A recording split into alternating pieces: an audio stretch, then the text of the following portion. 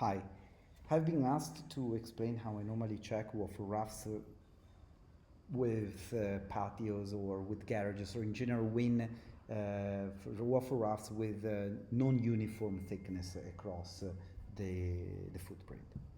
Um,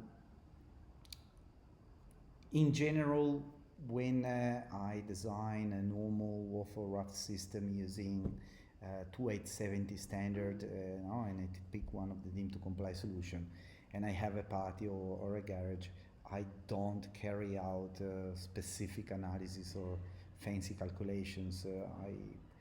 I normally accept the results, from the table of the code. But Waffle Suite can help us to get some information with a specific calculation, even though Waffle Suite does not allow to run an analysis of waffle raft with different thickness. I'm going to use a case study to explain how I normally do.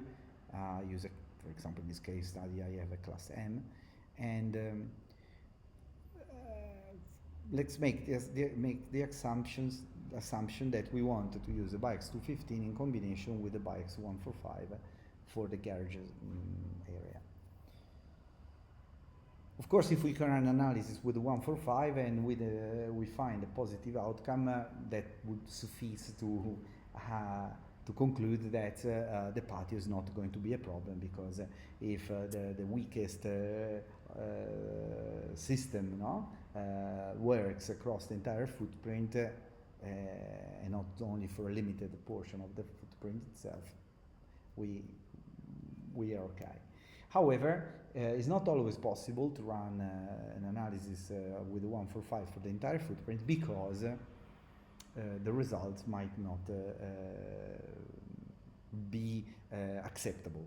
So let's assume that only the Biax 215 would produce a positive outcome. And let's look at a shallow waffle raft for a slab that is 24 times 12 meters. Wouldn't make sense to go for a very small slab, because there wouldn't be enough room to incorporate a recessed area. So these considerations are for a waffle raft of this kind of size. And I am looking at an edge load of 10 kilonewton, for example. So let's get the results from this configuration.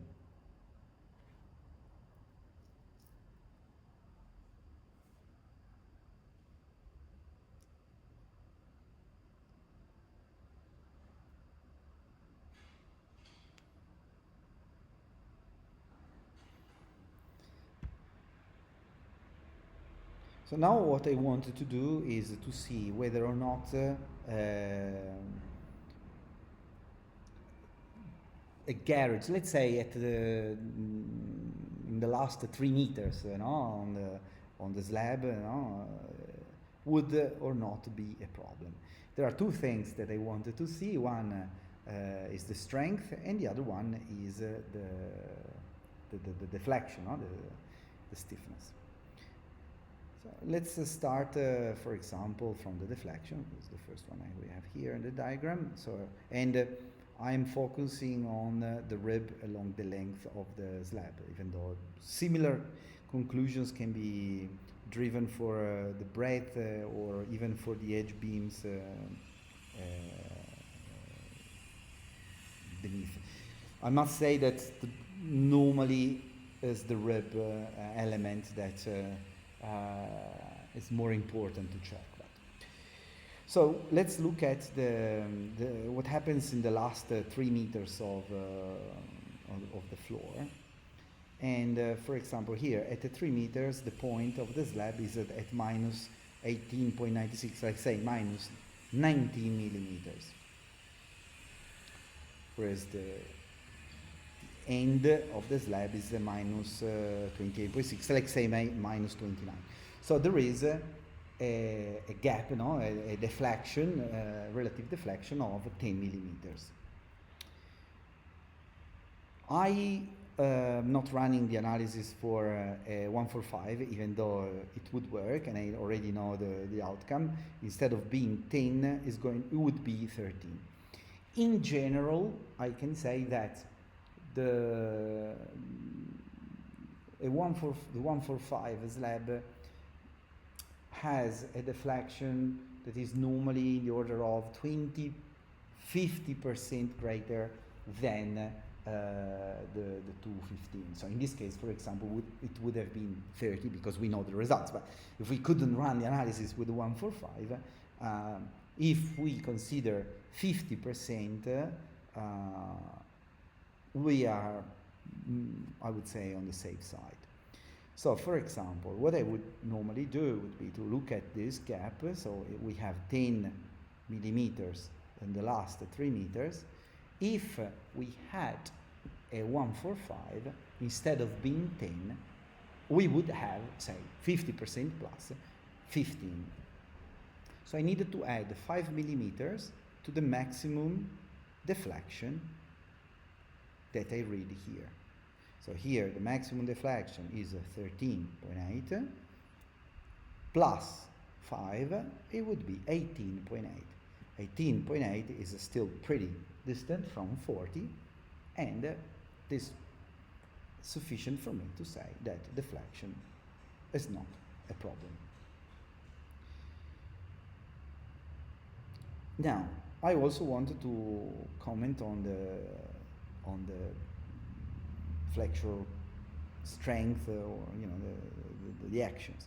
As we can see, the maximum bending moment is within the 3 meters this area, so it's a 2.25 meters, and the value is a 6.2. The capacity, the flexural capacity at hogging of a 145, even though it's an easy calculation, that can be done manually, but or in any case, the user can run some analysis with 145 to see the actual flexural strength. But let's say that is normally in the order of, say, the 145 is 33%, 33% less than the capacity of the 215.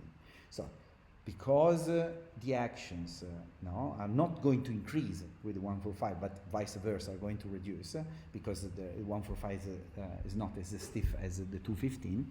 If we look at 6.2 as a value of action, we are on the safe side. And if for the capacity, we look at a capacity of 11.9 less a third, which is about 8. So if we compare 6.2 against 8, we have our check satisfied. So in this case, for example, also the capacity in terms of bending moment is acceptable.